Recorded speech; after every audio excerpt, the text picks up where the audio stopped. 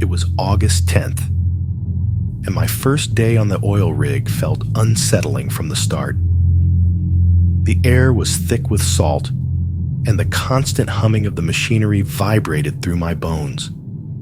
Before even setting foot on the platform, I was handed a list of rules. Strange rules. Never go on deck at night, one read. Never speak of what happens during night shifts, said another. I tried to laugh it off, but the expressions on my co-workers' faces told me they weren't joking. That first night, I lay awake in my bunk, listening to the groans of the metal around me. Around 3 a.m., I heard a soft, eerie sound outside my cabin. It wasn't the usual creaks and clangs of the rig. This was different, like something scraping along the deck, dragging itself through the night. My heart pounded as I sat up in bed, straining to hear more. Every instinct told me to stay inside, but curiosity itched at my mind.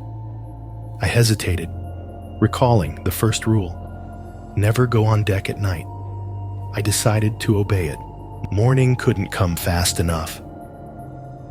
When I finally stepped outside, the usual bustle of the rig resumed as if nothing had happened. I tried asking one of the veteran workers, a grizzled man named Hank, about the noises I had heard.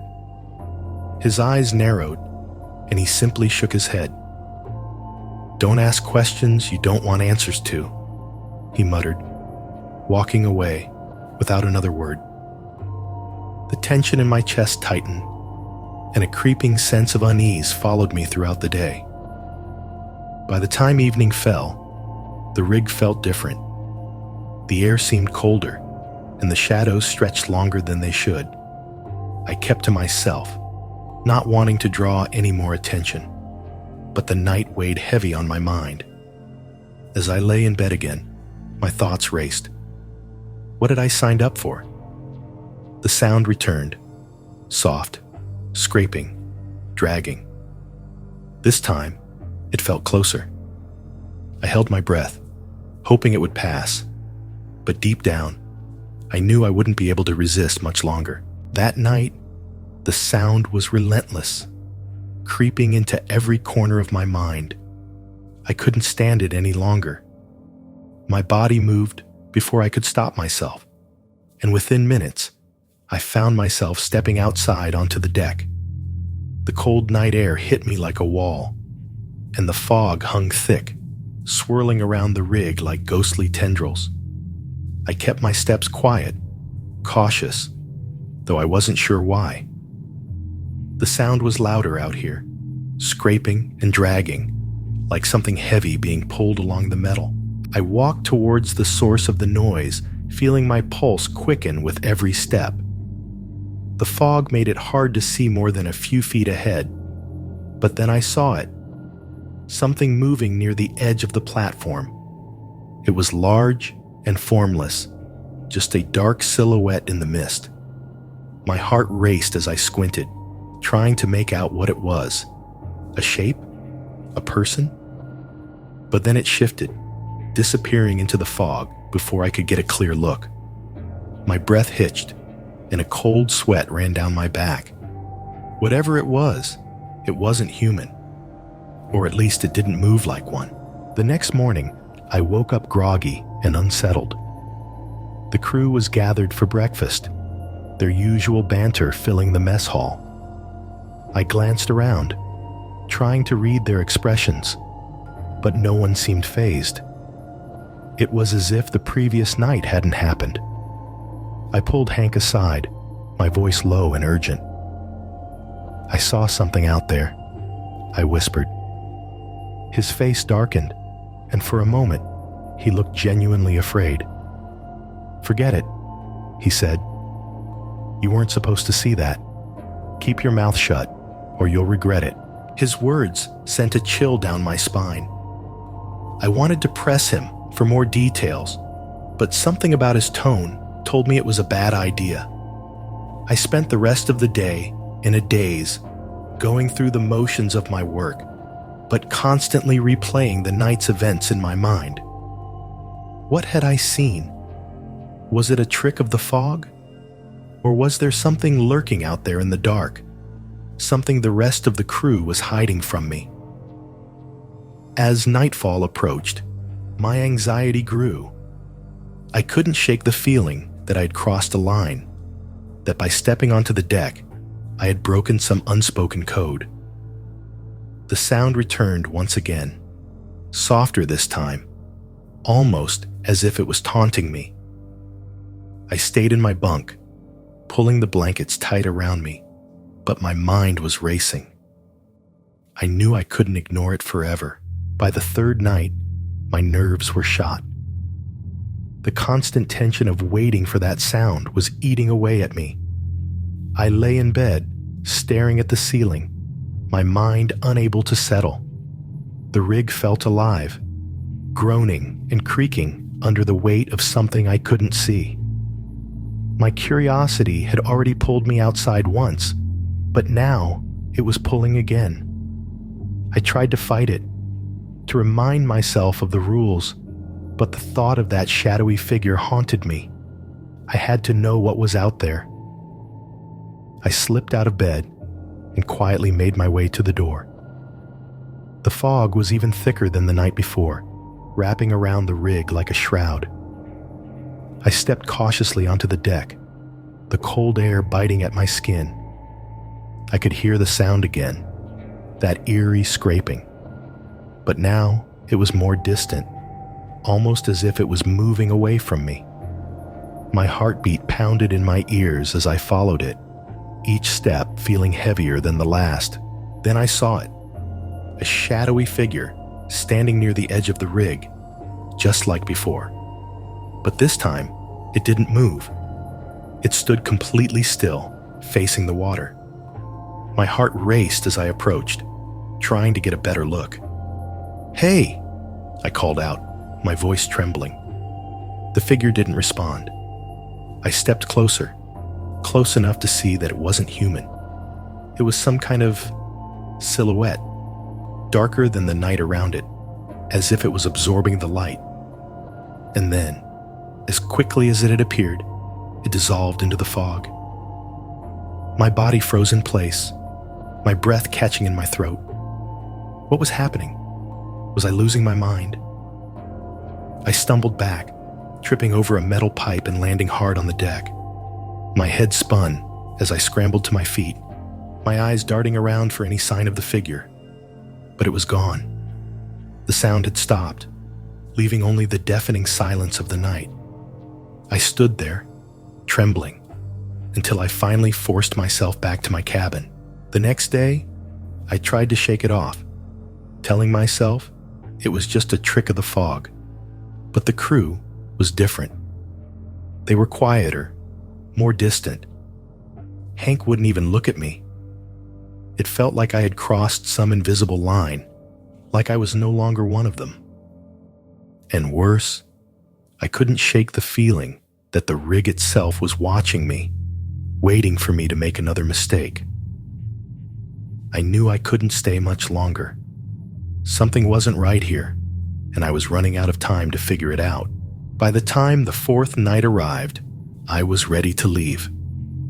The tension had become unbearable, and every sound on the rig felt like a threat. I couldn't focus on my work, and I caught myself constantly glancing over my shoulder, expecting to see that shadowy figure lurking just out of sight. Hank avoided me entirely now, as did the rest of the crew. They acted as though I didn't exist, which only deepened the growing sense of dread inside me. That night, as I packed my things, the sound came again, soft, scraping, and almost playful, like it was calling me out one last time. Against my better judgment, I stepped onto the deck again, determined to confront whatever had been tormenting me. The fog was thinner tonight, and I could see farther than before. The deck stretched out in front of me, empty and still, but I felt a presence. I wasn't alone. I could feel eyes on me, watching, waiting. I walked toward the edge of the rig, where I had seen the shadow before. My heart pounded in my chest, but my mind was strangely calm, as if I had resigned myself to whatever was coming. As I reached the railing, I saw movement in the corner of my eye. I turned quickly, expecting to see the shadow. But instead, I found Hank standing there, his face pale and drawn. He didn't say a word, just stared at me with a look of regret. "What's going on here?" I demanded, my voice shaking. He sighed heavily and stepped closer. "You weren't supposed to see it," he said quietly. "It's not a ghost. It's not a curse. It's just us. We mess with the newcomers. It's tradition. Keeps them on their toes." His words hung in the air, and for a moment, I didn't know whether to believe him. But then he smiled, a weary, almost apologetic smile, and I knew he was telling the truth. Relief washed over me, though part of me was angry at the deception. I had been terrified for days, thinking I was losing my mind. But now it all made sense. The sounds, the shadow, the rules, they were all part of an elaborate prank designed to test the new workers. I laughed, a little shakily, and Hank joined in. "You did good," he said. "Most don't last this long." I left the rig the next morning, the tension finally lifting from my shoulders. As the boat pulled away from the platform, I looked back one last time. The fog still clung to the rig, giving it an eerie, almost supernatural appearance. But now I knew the truth. And as unsettling as the experience had been, I couldn't help but feel a sense of accomplishment. I had faced my fears and come out the other side, stronger for it. On September 5th, I arrived at a new oil rig off the coast of Alaska. From the moment I stepped foot on the platform, something felt off. The crew was smaller than I expected, and the rig itself had an eerie stillness. The ocean stretched out like an endless cold mirror, reflecting the overcast sky. On my second night, a worker named Dave disappeared. He had claimed earlier that day to have seen something strange on the horizon, a flicker of light in the distance, too large to be a boat. The following morning, the crew barely mentioned his absence. They acted like it was nothing, just another guy who left without saying goodbye. But I knew better. People don't just vanish in the middle of the ocean. That night, as I lay in my bunk, I couldn't stop thinking about what Dave had said. Was it possible he saw something no one else did? My mind raced with possibilities, none of them comforting.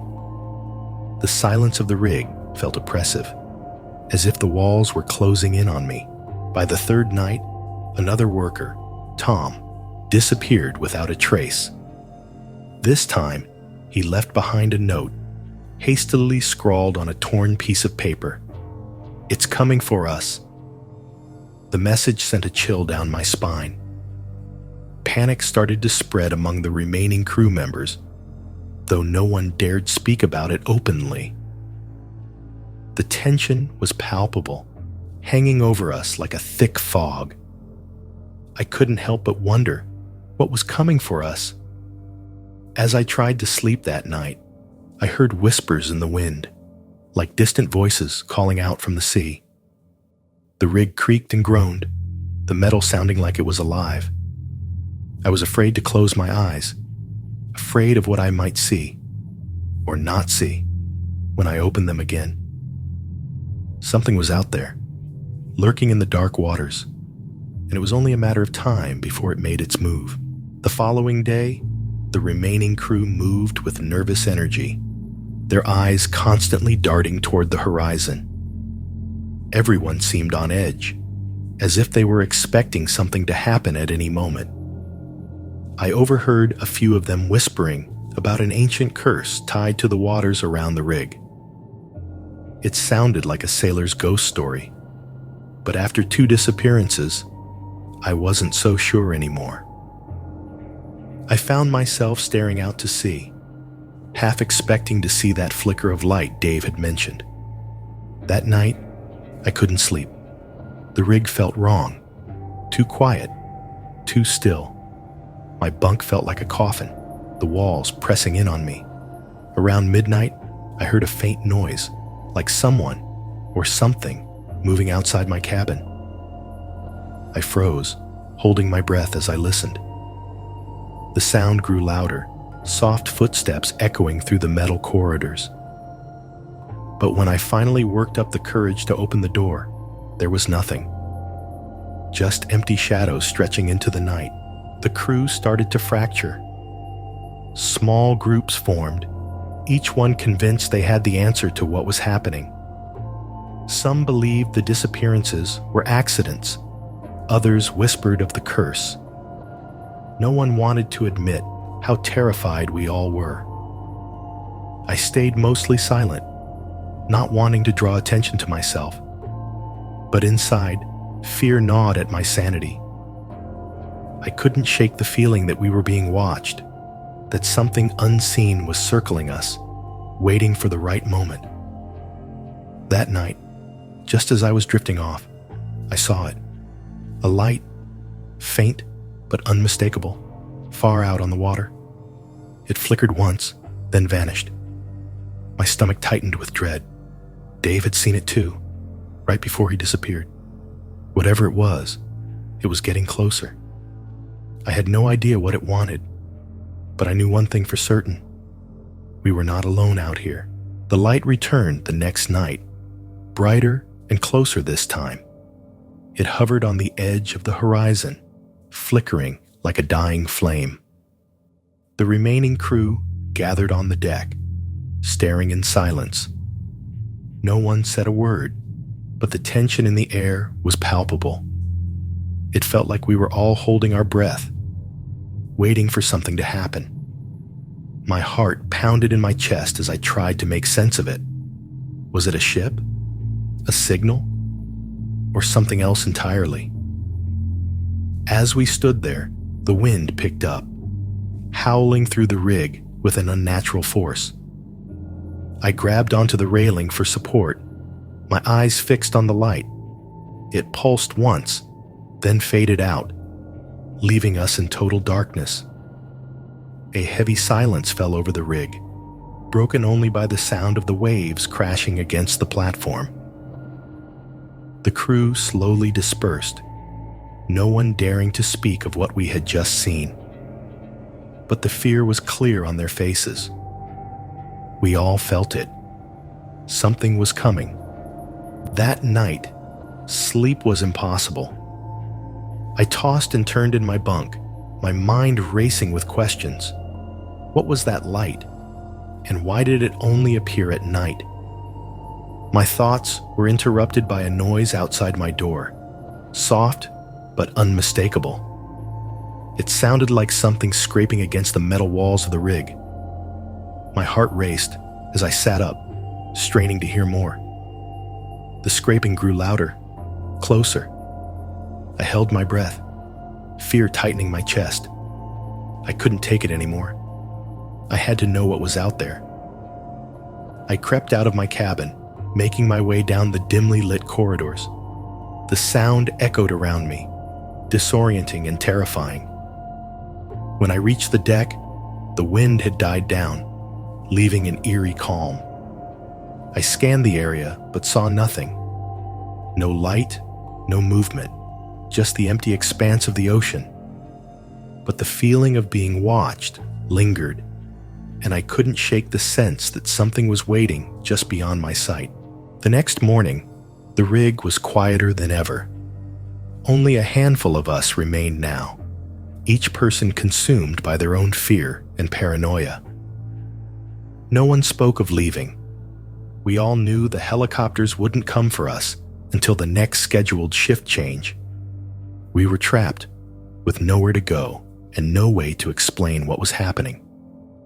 The weight of it settled over us like a suffocating blanket, but there was nothing we could do except wait. That night, The light returned, brighter and closer than ever. It didn't flicker this time. It burned steadily, casting an eerie glow over the water. I stood on the deck with the others, watching in stunned silence as the light began to move, slowly, deliberately, toward the rig. My heart pounded in my chest as I realized whatever was behind that light was coming for us. Panic spread through the crew like wildfire, but no one dared move. We were paralyzed by fear. As the light drew nearer, strange sounds began to echo from the ocean below. A low, rhythmic hum vibrated through the air, growing louder with every passing second. The rig itself seemed to tremble beneath our feet. I could feel the hair on the back of my neck stand on end as the atmosphere grew thick with tension. Then suddenly, the light disappeared, leaving us in total darkness once again. But the hum remained, pulsating through the metal walls. I ran back to my cabin, locking the door behind me, my mind racing with terror. Whatever was out there had reached the rig, and it wasn't going to stop until it got what it wanted. The next morning, when I finally mustered the courage to leave my cabin, I found the rig completely empty. I was the only one left. No one had packed. No one had said goodbye. They were just gone.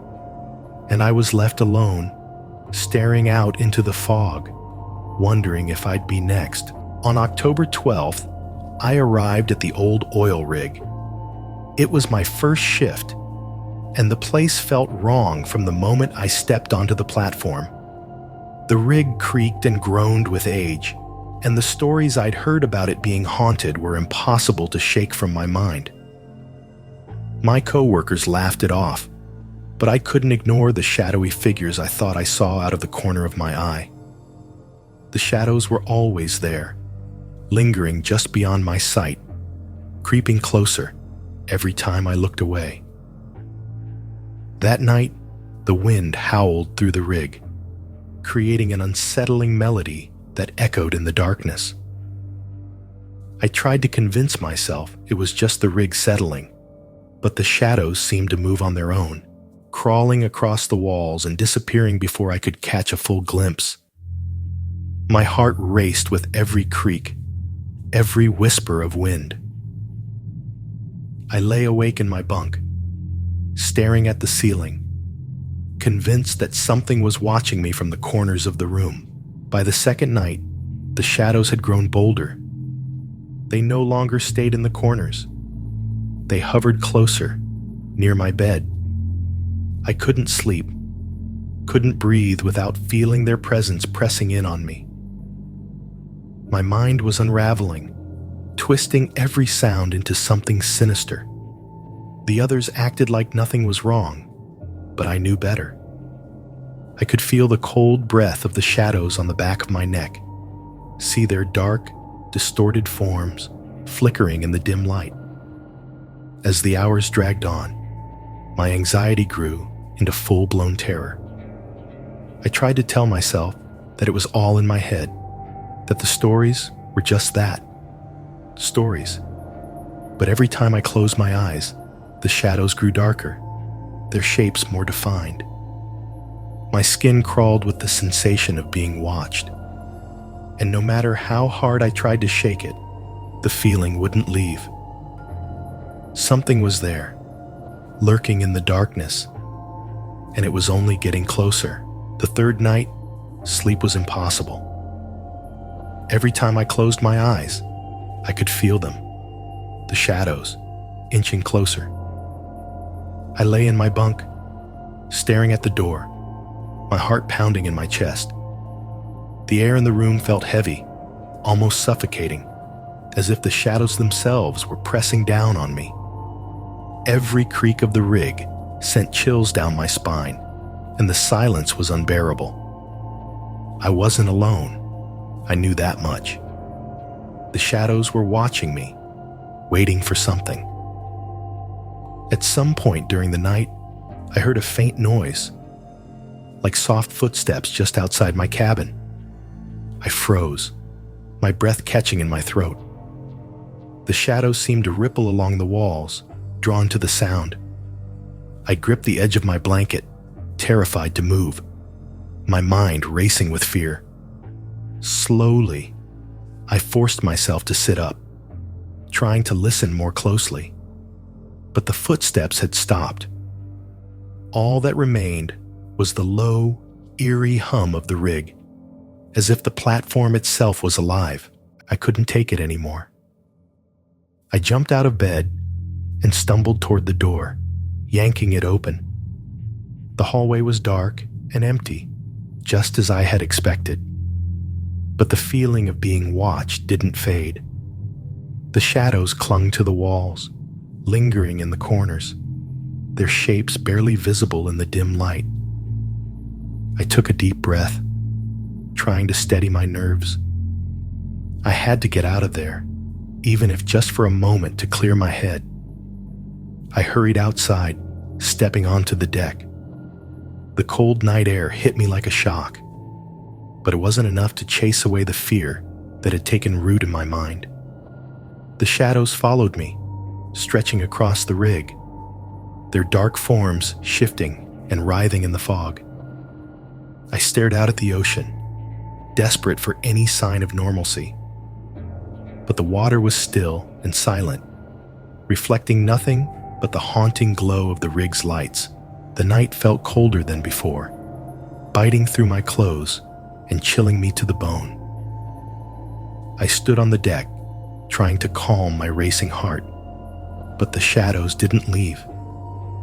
They clung to the edges of the rig, stretching and shifting in unnatural ways, as though they were alive. I could feel them watching me, pressing in from all sides. The fog hung thick over the water, swirling with every gust of wind, and for a moment, I considered jumping into the ocean just to escape their grip. But something told me that even the sea wasn't safe from whatever haunted this place. I stared out into the blackness, hoping for some sign of life. Another rig, a boat, anything that might break the silence. But the horizon was empty. Only the dim lights of the rig cast their eerie glow on the waves below. The isolation was suffocating. My mind played tricks on me, turning every creak and groan of the metal into something more sinister. I couldn't help but wonder if the others felt the same, if they too had seen the shadows but were too afraid to admit it. A sudden noise snapped me out of my thoughts. It was faint, almost drowned out by the wind, but unmistakable. A low, guttural growl that seemed to vibrate through the deck beneath my feet. My stomach twisted with fear as I slowly turned around, searching for the source of the sound. The shadows had gathered behind me, swirling and writhing as if alive. For a moment, I thought I saw something within them. Eyes, glowing faintly in the darkness. But before I could make sense of it, the shadows shifted again, disappearing into the fog. I backed away, my legs trembling. The fear was overwhelming now, threatening to consume me. I could feel the walls of my mind closing in, the shadows pressing harder and harder against my sanity. Every breath felt labored, my chest tight with panic. I wanted to scream, to run, but my body wouldn't listen. Instead, I stood there, frozen in place, as the shadows crept closer. Their presence was palpable, like a heavy weight bearing down on me from all sides. Suddenly, a sharp pain shot through my head. A migraine so intense it nearly brought me to my knees. I clutched my temples, groaning in agony as the world around me seemed to spin. The shadows danced at the edges of my vision, twisting and warping like some kind of nightmare. I squeezed my eyes shut, trying to block them out, but it was no use. They were inside my head now, whispering, taunting, filling my mind with thoughts that weren't my own. I don't know how long I stood there, fighting against the invisible force that had taken hold of me. Minutes, hours. Time had lost all meaning. When the pain finally subsided, I opened my eyes, blinking against the harsh light of the rig's floodlights. The shadows were gone, at least for now, but their presence lingered in the air, thick and oppressive. My head pounded with the aftershocks of the migraine, and my body felt weak, as though I had been drained of all energy. I staggered back toward my cabin, desperate for some kind of escape. The fear gnawed at me with every step, but I had no choice. I needed to rest, to clear my mind before the shadows returned. As I reached my door, I hesitated for a moment, glancing over my shoulder one last time. The deck was empty, the fog swirling in the distance. But I knew better than to trust the calm. The shadows were always there, lurking just beyond the edges of my vision, waiting for the right moment to strike. I stepped inside, closing the door behind me and locking it tight. My hands shook as I collapsed onto the bed, pulling the blankets over me like a shield. But even then, I could still feel their presence, just out of reach, watching, waiting. Sleep wouldn't come easily tonight. And deep down, I knew that no matter how much I tried to run, the shadows would always follow. The final night came faster than I could have imagined. The rig was silent, almost too silent. The usual creaks and groans of the metal had faded away, leaving only the oppressive weight of the shadows. I hadn't slept since the last encounter. Every time I closed my eyes, I could feel them creeping closer, waiting for the moment when I was most vulnerable. I was exhausted, but fear kept me wide awake. My thoughts raced as I lay in bed, staring at the ceiling, knowing that the shadows would return. Around midnight, the temperature dropped sharply. I shivered under the blankets, pulling them tighter around me. My breath fogged in the cold air, and a deep, primal sense of dread settled into my bones. Then, without warning, the lights in my cabin flickered and went out. I bolted upright, my heart pounding in my chest. Darkness engulfed the room, thicker than I had ever felt before. I reached for my flashlight, but my hands were shaking too much to hold it steady. I forced myself out of bed, knowing that staying still would only invite the shadows closer. The hallway outside my cabin was pitch black, the usual hum of the rig's machinery eerily absent. I stumbled forward, the small beam of my flashlight cutting through the darkness. I could feel them, just behind me, beside me, all around me. The shadows pressed in, suffocating and cold, their presence growing stronger with each passing second. I reached the deck, gasping for air, as if the cabin had been slowly draining the life out of me. The fog was thicker than ever, swirling around the rig in thick, ghostly tendrils. My flashlight flickered once, then died completely, leaving me in darkness. And then I saw them, shadows moving through the fog, no longer just shapes on the walls, but figures with form and intent. They circled me slowly, their movements deliberate and almost predatory. Panic surged through me. My mind screamed for me to run, to get off the rig, to escape, but there was nowhere to go. I was trapped. The shadows drew closer, and I could feel their cold breath on my skin. My heart raced, my pulse thundering in my ears. I took a step back, my foot slipping on the wet deck.